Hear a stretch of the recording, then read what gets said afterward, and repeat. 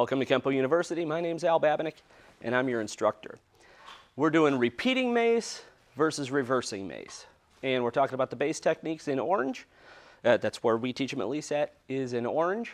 And I remember when I first learned these techniques, a long, long time ago, we did both techniques, for some odd reason, out of a fighting stance.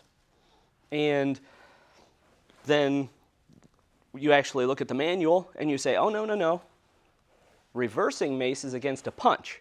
So if the guy's punching you, it makes sense for you to be in a fighting stance. Repeating mace is just against a push, which is probably followed by a punch, but it's against a push. So you're probably standing like this. All right? So first of all, that's an easy way to remember it. So if he's punching you, you should be in a fighting stance. If he's pushing you, you're just standing there going, what? And waiting for him to push you. And then, again, when we first learned them, you moved your foot back and did everything at the same time. They looked almost exactly alike, which is very confusing. And then, once I learned the technique from Mr. Planis, he does it a little bit different, or at least how I remember he does it, is a little bit different than even that. And reversing mace is still pretty much reversing mace. There's a lot of little details in there. I'll do reversing mace really quick because it's probably going to be the one that looks the most similar to what you're doing. And by the way, I know that a bunch of you are going to say, you don't do it this way, or you do it a little bit different. Fine, don't worry about it. You know, you could still like the video. It's okay, just because I'm a little different. But this is how we learned how to do it, or how I learned how to do it over the years. So if it's a little bit different than you, that's not a problem. But at least here's an explanation for it. So I'm going to do a reversing mace for you real quick. So if I'm in my fighting stance, and I don't want this right in the middle. I want to give him a target. I want him to think, oh, I could get this guy in the face. So I might leave my hands a little bit over here. I'm framing for it. So as he comes in with the punch, it's going to be parry, parry, and my foot's on the ground, and I do a hammer fist. It's just a personal thing. It's supposed to be a back knuckle, all right, or a back fist. Go ahead, do that if that's what you like. But your back foot should be in the ground before you're hitting. So it's the same thing. Is you could practice this on a heavy bag. So if I had a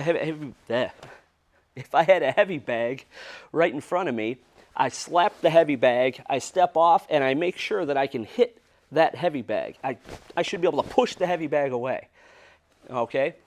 Because I have to establish my base before I get the strike, all right?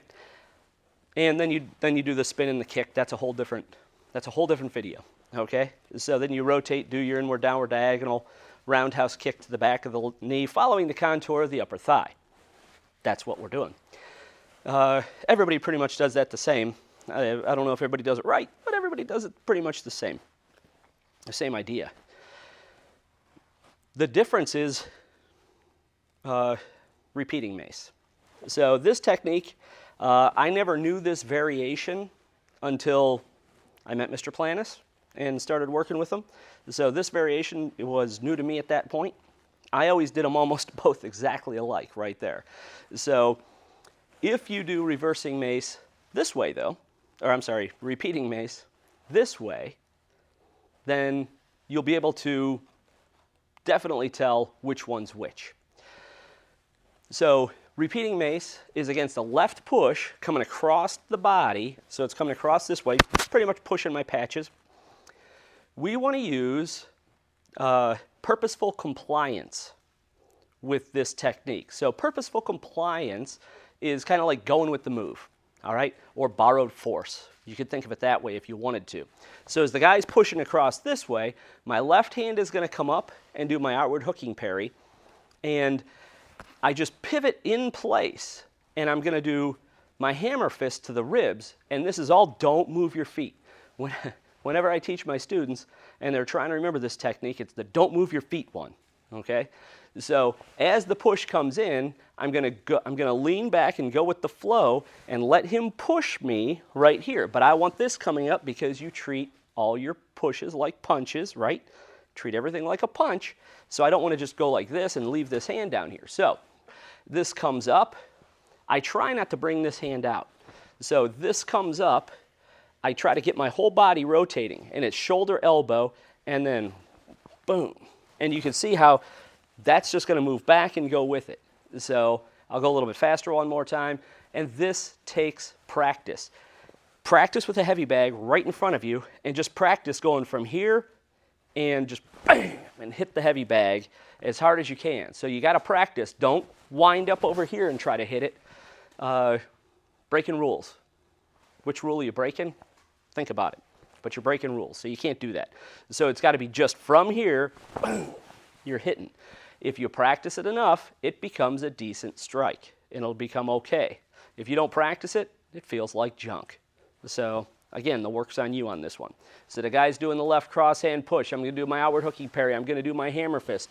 This is chambered on my rib cage. I take my step back. Again, my foot's in the ground, and I like a hammer fist. You're supposed to do a back fist, but your foot should be in the ground, and you're ready to hit the guy, and then you're going to do your turn all the way around and inward, downward, diagonal roundhouse kick to the back of the knee.